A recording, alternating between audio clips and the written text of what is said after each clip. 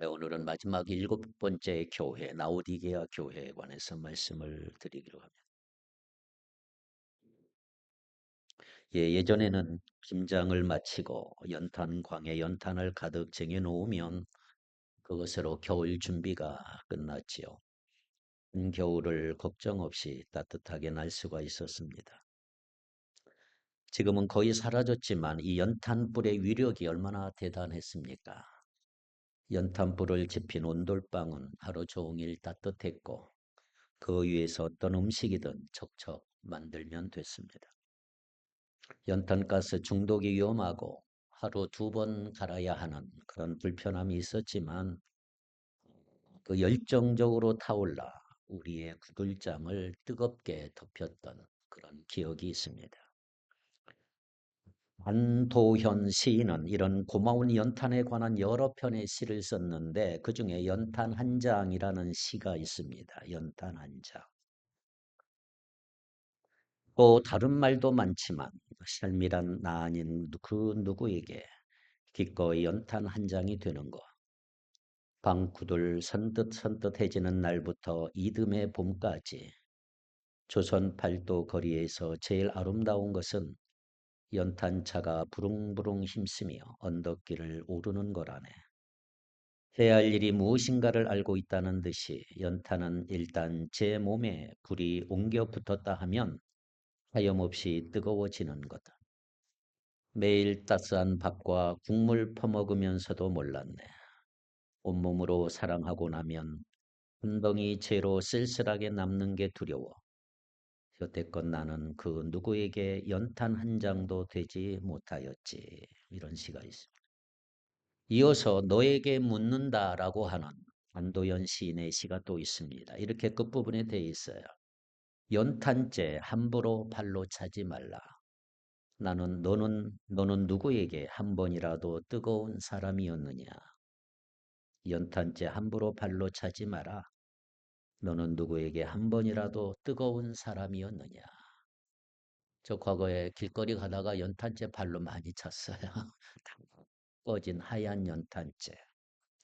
간결하지만 아주 진한 여운을 남기는 시라고 할 수가 있습니다.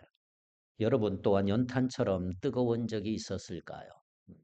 시커먼 연탄이 다 들어가 하얗게 재가 되어 사라지듯이 그렇게 열정적으로 누군가를 사랑하거나 어떤 일에 몰두해 본 적이 있었는가 이 말이지요.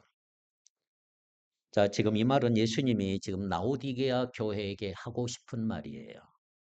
뜨거운 적이 있었느냐. 라오디게아의 의미는 백성을 심판하다 이런 뜻이 있습니다. 라오디게아 교회는 지구 역사의 마지막에 나타나는 교회의 모형이라고 말할 수가 있습니다. 라오디게라는 이름이 의미하듯이 예수님이 재림하시기 전에 분명히 심판이 이루어지는 교회가 라오디게아 교회였습니다.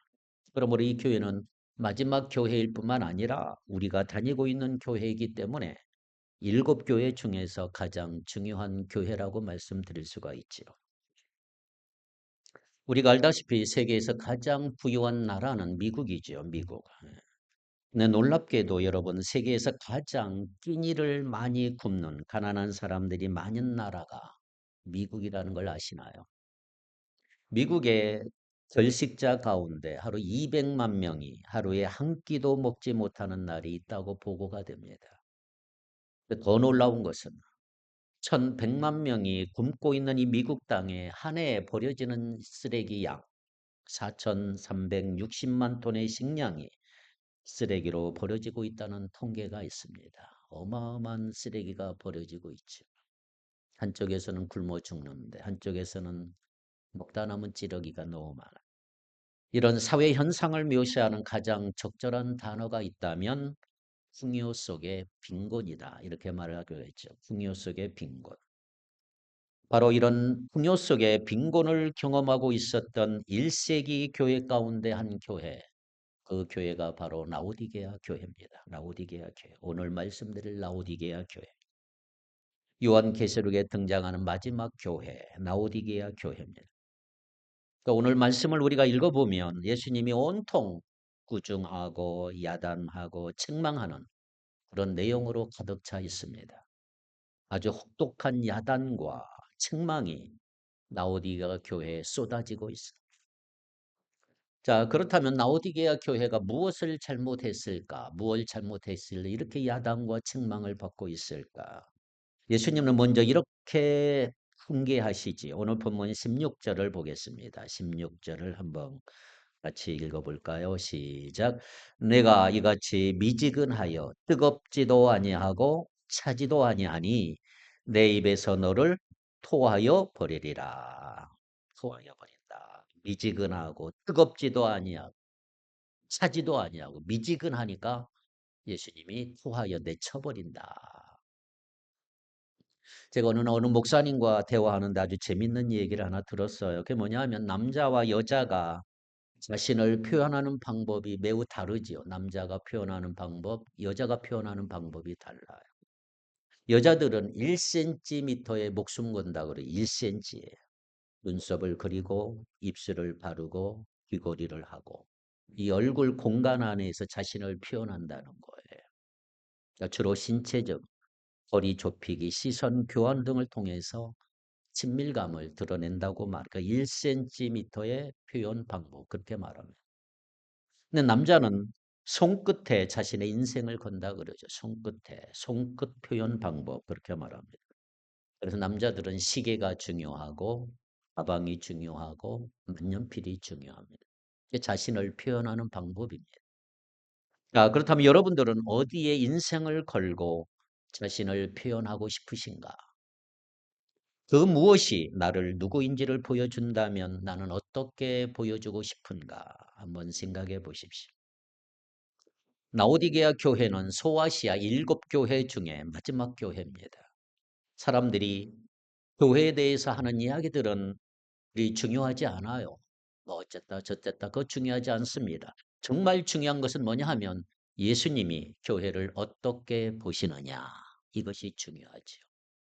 예수님이 우리 축복교회를 뭐라고 말씀하실까? 이게 중요한 거예요. 주님이 보시기에 좋은 교회, 주님이 칭찬하시는 교회 되어야 할 줄 믿습니다. 우리 신앙도 마찬가지 신앙. 사람들에게 좋은 칭찬을 받고 좋은 평판을 받아도 내 자신을 가만히 보면 내가 진짜 신자인가?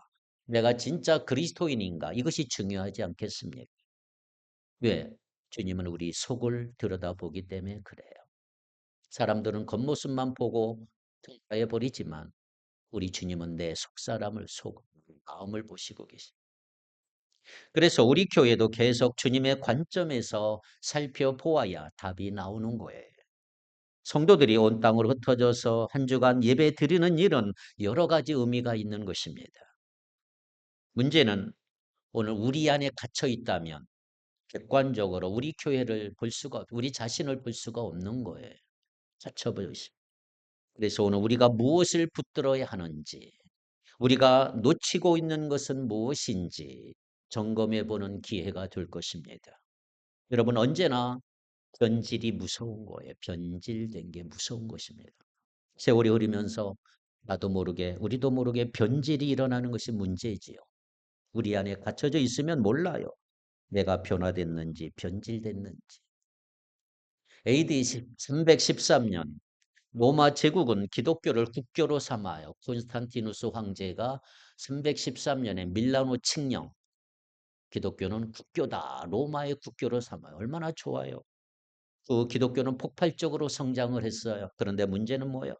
그때부터 기독교는 변질되기 시작을 합니다. 변질. 대한민국이 기독교가 국가다, 국교다 그러면 좋겠지요. 그 순간 기독교는 변질되기 시작하는 거예요. 교는 기독교가 좋지 않습니다. 우리 눈에 보이는 모든 것은 언제나 변질이 일어나는 거예요. 변질. 그대로 있는 것은 아무것도 없어요. 그래서 긍정적으로 내가 변하면 변화라고 그래요. 변화. 그러나 부정적으로 변하면 변질이라고 말합니다. 변질. 처음 내 신앙과 지금의 내 신앙이 어떤지를 한번 점검해 보셔야 합니다. 나는 변질되고 있는가? 변화되고 있는가? 좋은 뜻은 변하지요. 나쁜 뜻은 변질. 자, 그렇다면 라오디게아 교회는 예수님께서 보시기에 어떤 교회일까요? 라오디게아 교회는 그동안 살펴본 6교회 가운데 최악의 최악, 변질되어 버린 교회.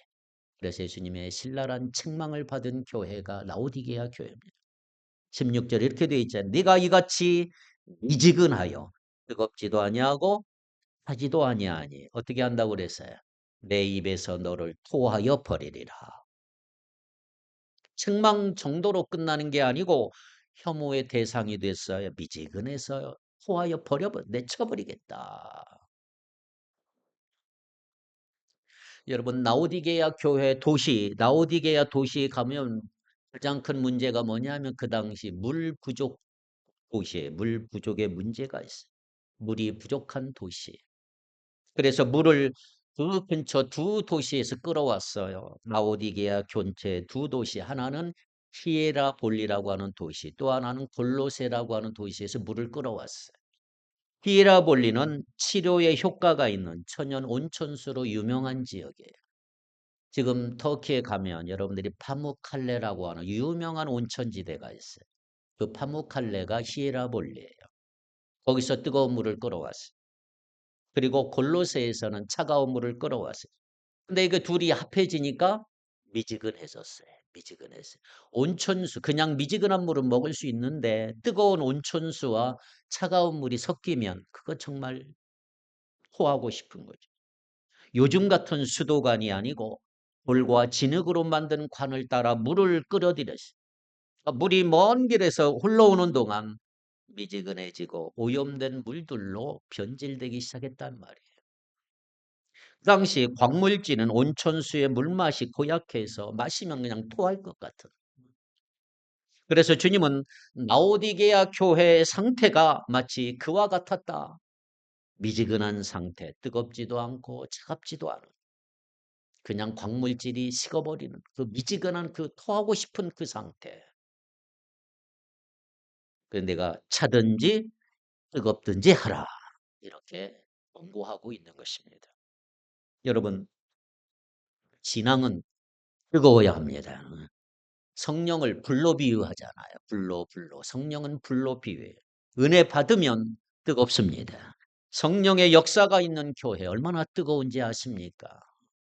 차든지 덥든지 하란 말은 해석이 다양하지만 주님은 미지근함보다 차가운 것이 낫다라고 말씀하시는 게 아니에요. 주님이 강조하고자 하는 건 뭐예요? 지금 미지근한 상태의 위험성을 알려주고 있는 거예요. 미지근한 상태. 벌레도 많이 끼고 균도 많아지고 차든지 뜨겁든지 하면 병균이 없는데 미지근한 상태로 라오디게아 교회는 교회를 열심히 다녔어요. 성도들은 예배도 드려요. 설교도 듣고 헌금도 하고 봉사도 해요. 문제는 무엇입니까? 무엇을 안 하는 게 아니라 하고 있다고 하는 게 문제란 말이에요. 열심히 하는 그 외적인 행위로 자기들 스스로 만족하고 있는. 공간복음에 보면 바리새인들이 좋은 예죠. 바리새인들. 예수님 시대의 바리새인들은 철저한 종교 생활을 했어요. 율법을 얼마나 멋있고 까다롭게 지켰는지 몰라요. 지금도 가면 율법을 멋있게 지켜요. 그런데 종교적 모범생이 되는 것이 얼마나 위험한지를 아십니까? 종교적 모범생들의 특징은 뭐냐면 스스로 자기 도취에 빠진다는 거예요. 난 너무 잘하고 있어. 나는 이렇게 지키면 돼. 너는 너무 괜찮은 사람이야. 그런데 주님이 보시기에 그것이 최악이었다 이 말이에요. 아주 나빴다. 잘못됐다. 미지근함을 경계하라. 교회도 마찬가지죠.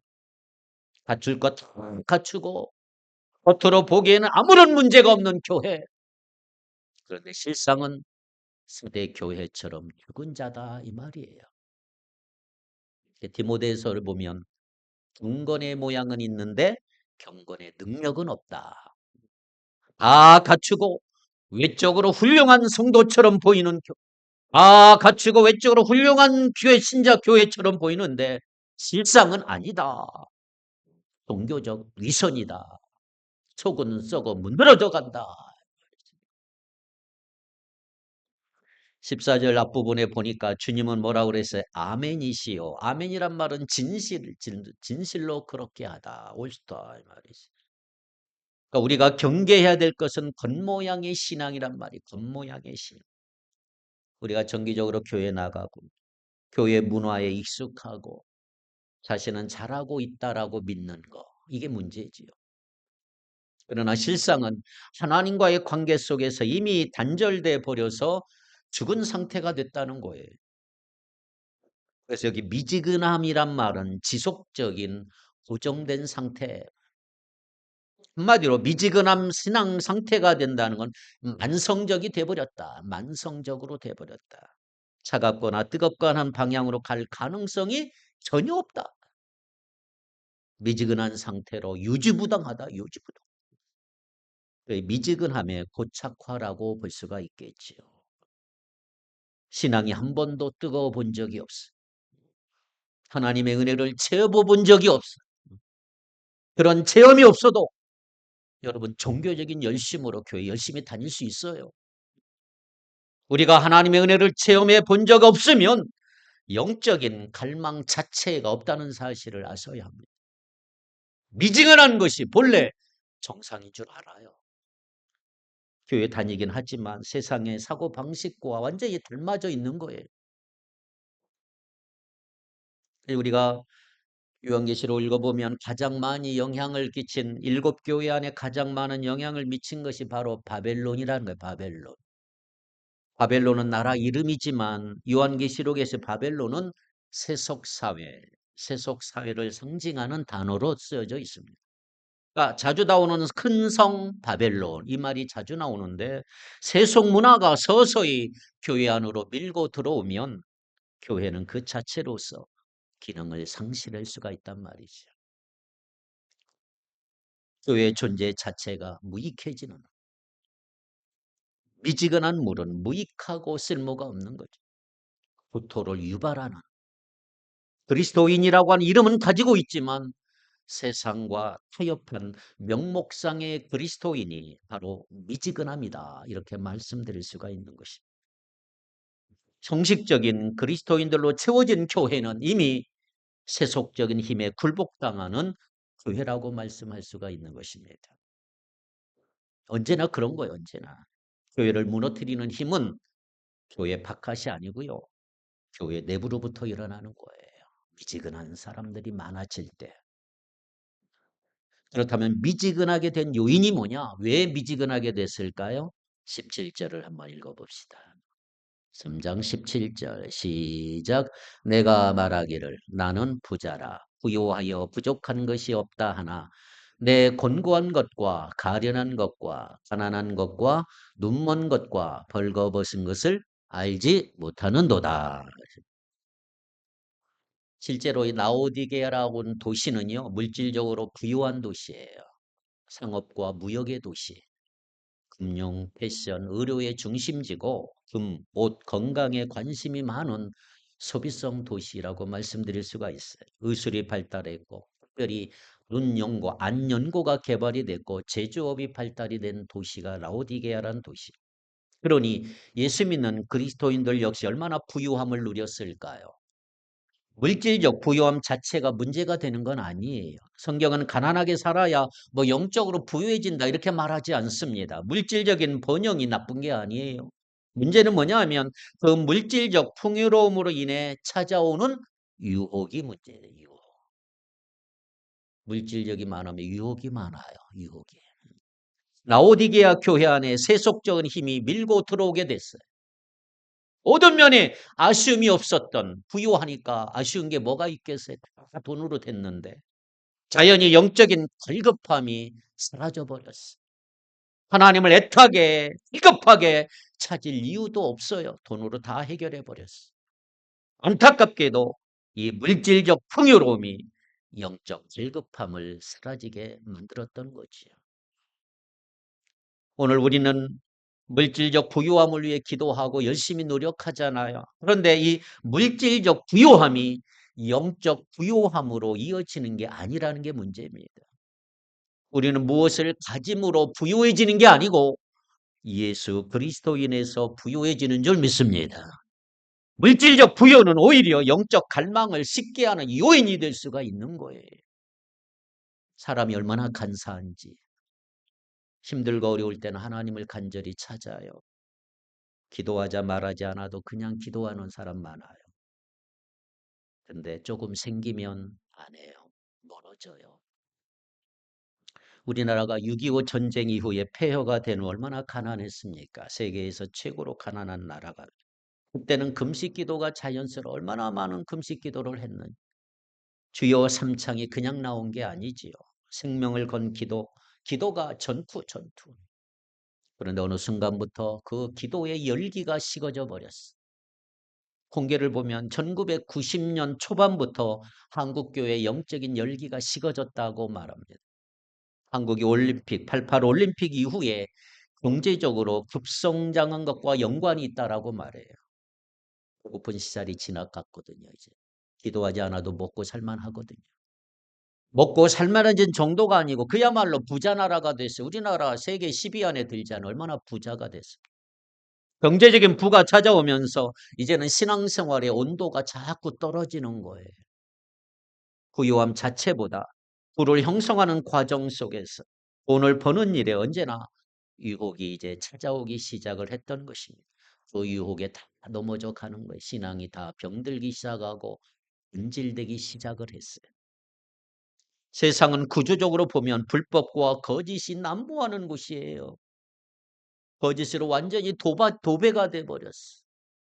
그 구조 안에서 경쟁을 하니 얼마나 힘듭니까? 치열하게 싸워야 되고 잔인한 게임이 벌어지고 상대를 이겨야 내가 사는 오징어 게임이 되어가고 있는 거예요. 처음에는 먹고 살기 위해 돈을 벌었어요.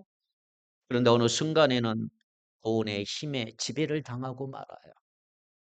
돈의 힘이 바벨론 제국에 흡수되어 바벨론에게 충성을 맹세하고 돈의 맹세를 하게 되고 물질이 우상이 되면 어떻게 되느냐? 돈을 버는 괴물로 변하게 되는 것입니다. 교묘한 속임수가 들어가기 쉽고요. 잔인해지기도 하고 거짓말의 명수가 되고 무서운 사람으로 변하기 시작하는 거예요. 전에는 하나님이 유일한 선택이었는데 하나님이 유일한 선택이 아니라 여러 옵션 중에 하나가 돼버리고 말았어요. 전에는 신앙이 내 삶의 전부라고 고백을 했는데 이제는 고백하지 않게 되는 단계로 전락해버리고 만 거지요. 신앙 없어도 하나님 없이도 살 수 있다 이거예요. 라오디게아 교회의 실상이 무엇입니까? 성도들에게 물질적 부가 영향을 미친 거예요. 그들의 삶을 물질로 채워버렸어요. 돈으로 무엇이든 할 수 있을 것처럼 여겨졌고 자신의 영혼의 상태가 자각하지 못하는 영적 무감각증에 빠지고 마른 것입니다. 그래서 주님은 라오디게아 교회가 안고 있는 문제를 5가지로 지적하잖아요. 그들은 먼저 곤고한 자들이다. 곤고한 자들이다. 경제적으로 아쉬움이 없었어요.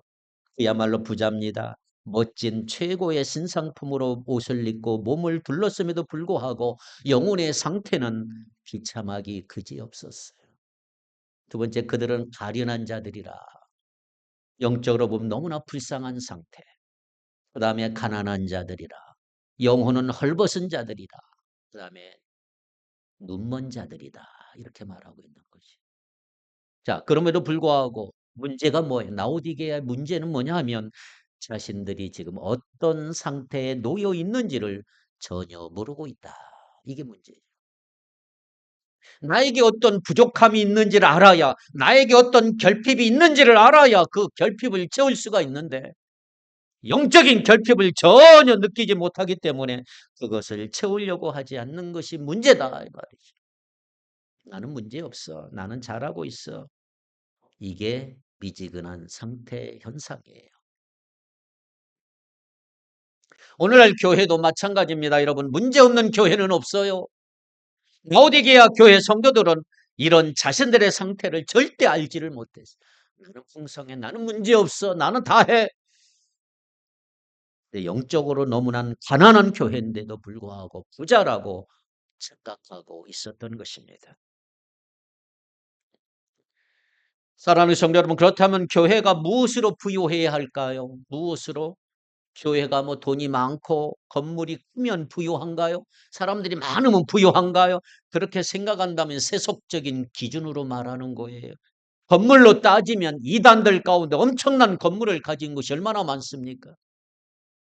여러분 저 가평을 가보세요. 정말 청와대보다 더 멋진 건물들이 서 있어요. 이단들이 막 엄청나게 서 있어요. 라오디게아 교회 성도들은 자신들에게 문제가 없다고 생각을 했어요.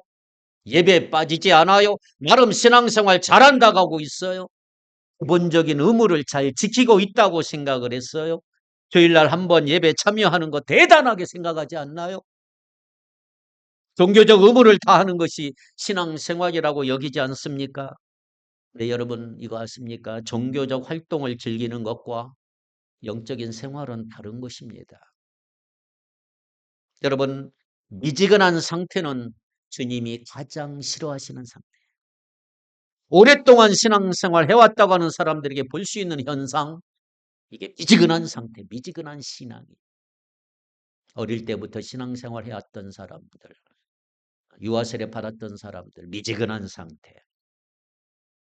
어쩌면 복음을 정확히 받아들였거나 회개의 경험을 해보지도 않았어.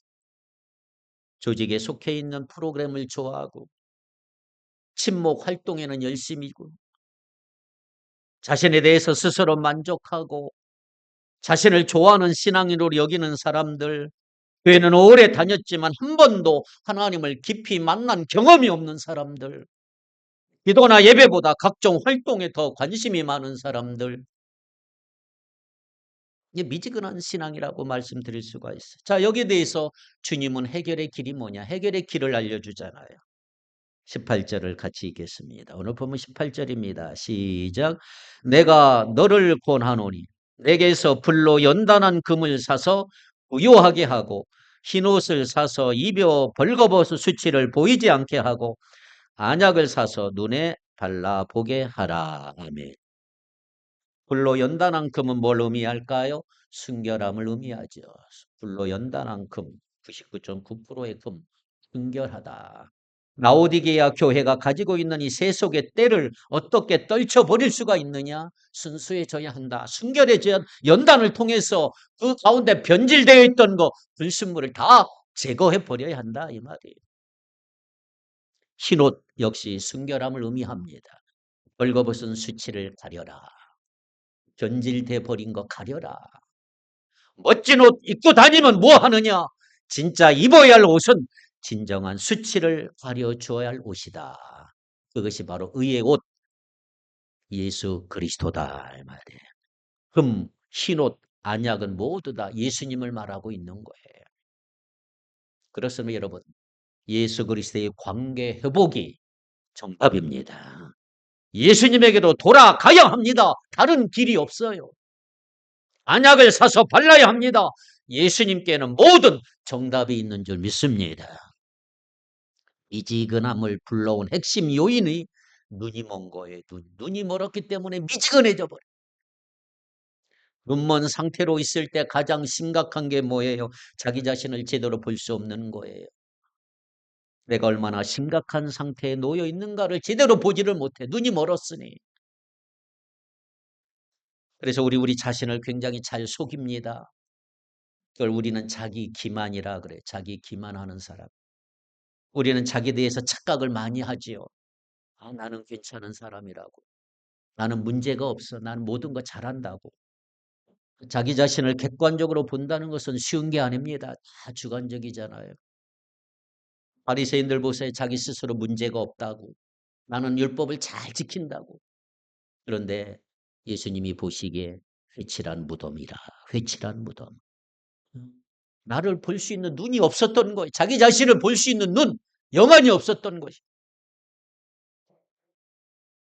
그래서 여러분 신앙생활의 핵심 중에 하나는 뭔지 아세요? 눈이 열려가는 것이다. 눈이 열려가는 거예요.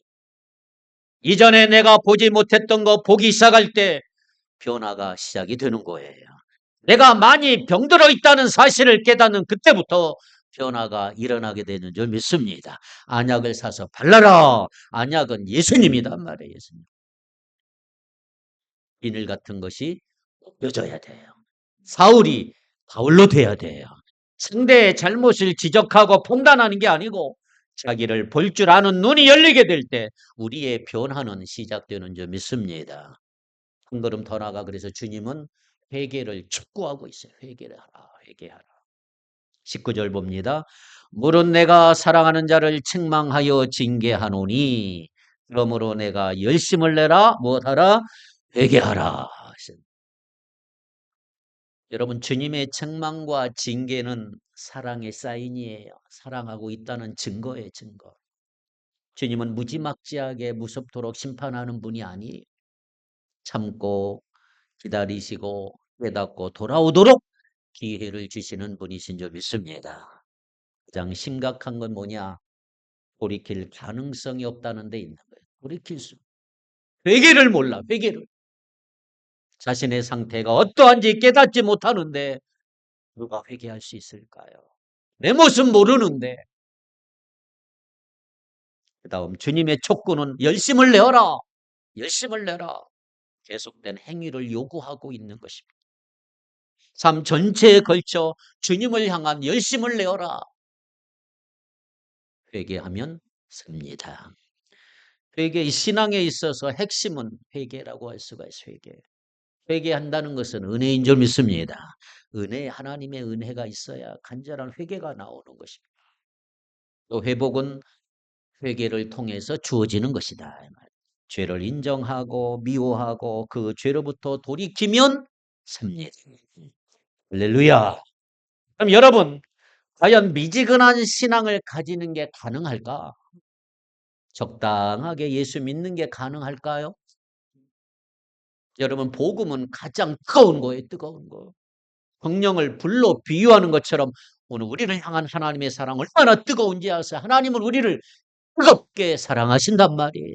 그 사랑을 맛본 사람은 우리 가슴에 불이 붙는 거예요. 우리가 뜨거워져겠다 결단한다고 뜨거워지는 게 아니고 내가 무엇을 믿는지, 내가 믿는 하나님은 누구이신지, 하나님이 행하신 일이 무엇인지를 내가 경험하면 그게 복음이고 복음은 뜨거워지는 것이다 이 말이에요. 그래서 우리에게 행하신 가장 위대한 일이 있다면, 우리 주님이 우리에게 행하신 가장 위대한 일이 있다면 예수 그리스도의 십자가의 복음이다. 복음이다. 복음은 우리 중심에 뜨거움을 불러일으키는 거예요. 그냥 가만히 있을 수가 없어.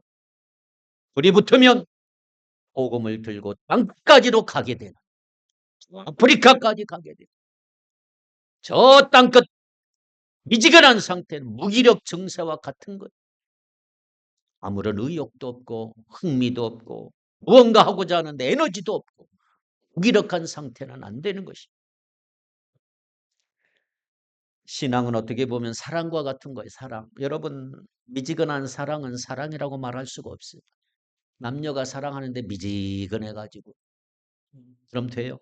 우리가 하나님에 대해서 미지근할 수가 있을까요? 사랑의 온도가 중요하단 말이에요. 그런데 미지근한 라오디게아 모습은 한마디로 밋밋합니다. 시큰둥하고 미온적하고 어떤 열정도 없고. 본래 인간은 어딘가에 미치면 어딘가에 꽂히면 열정이 일어나게 돼 있단 말이에요. 뜨거워져요. 오늘날 사람들은 돈 버는 일에 얼마나 열정이 있습니까? 여러분의 영적 온도는 몇 도인지 한번 보세요. 여러분의 온도. 이것도 저것도.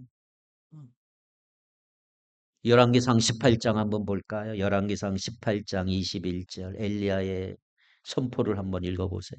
열왕기상 18장 21절 시작.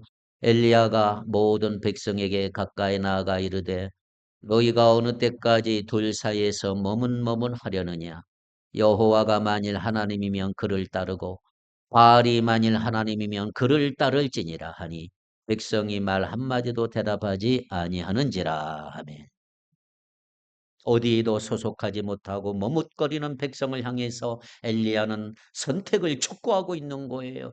하나님을 선택하느냐 바알 우상을 선택할 것인가. 빨리 선택하라. 중간에 머뭇머뭇거리지 말아라. 신앙의 중립지대는 없어요. 그 마음을 품지 말라 이 말이에요. 어느 편에도 환영받지 못해요. 적당한 신앙은 존재하지 않습니다. 차지도 덥지도 않은 상태는 될 곳이 없어요. 하나님이냐? 말이냐? 여러분 어떤 일에 가장 열정적인가요? 한 번도 하나님의 불꽃 같은 사랑을 경험해 보지 못한 사람은 미지근한 상태를 정상이라고 여기고 있나 봐요. 그러나 한번 뜨겁게 사랑해 보았던 사람은 그 사랑의 열정이 회복되기를 얼마나 간절히 원하고 있는지. 그렇습니다. 예수 그리스도의 복음은 우리 심장에 불을 지르는 것입니다. 주님 만나면 가슴을 설레는 정도가 아니고 세포가 춤을 추는 정도가 아니고 복음은 우리 존재 자체를 흔들어 놓는 것입니다. 신앙은 뜨거워야 합니다. 믿는 척하면서 교회 다니는 거 너무 힘든 것입니다. 믿고 뜨거워지기 바랍니다. 이번 여름에 얼마나 뜨거웠습니까? 그런데 여름에 김이 다 빠져 따뜻해진 콜라 맛이 있습니까? 그거 누가 먹겠어? 영혼이 없는 무의미한 이도 저도 아닌 학습된 무기력과 별반 다르지 않는. 그래서 오늘 말씀을 통해 우리의 신앙을 한번 점검해 보십시오. 세상에서 부유한 자가 아니라 영적으로 부유한 자들이 되길 바랍니다. 하늘의 것, 영원한 것을 더 사모하고 갈급한 심령으로 주님 앞에 더 가까이 나가기를 바랍니다. 우리의 신앙이 그저 그런 외적인 행위에 자족하는 단계에 머물러 있지 않기를 바라요. 하루를 믿어도 제대로 믿고 주님을 위하여 아름답게 불꽃처럼 쓰임받는 저와 여러분이 되기를 주님의 이름으로 간절히 축복합니다. 기도합니다. 하나님 아버지, 죽을 죄에 빠졌던 저희를 위해 아멘이시고 충성되고 참된 증인이 되어 주셔서 감사합니다. 저희 행위가 차지도 아니하고 뜨겁지도 아니한지를 날마다 성찰하게 하시고 영적 빈곤의 상태에서 벗어나기 위해 주님께서 말씀하신 대로 불로 연단한 금을 사고 흰옷을 입고 안약을 바르는 행위인 합당한 회개로 이어지기를 원합니다. 항상 주님과 더불어 먹고 마시는 교제가 끊임없이 이루어지게 하시고 주님처럼 이 시대 아멘과 충성과 증인의 사람으로 살아가는 축복교회 성도들 되게 해 주옵소서. 물질의 풍요의 마음을 빼앗겨 주님 섬기는 일을 뒷전으로 미루지 말게 하시고 풍요와 넉넉함의 마음이 느슨해져서 믿음의 열정을 잃어버리는 자 되지 말게 하옵소서. 까지 이기는 자에게 주시는 복을 우리도 함께 받아 누리게 하여 주옵소서. 예수님의 이름으로 기도하옵나이다. 아멘.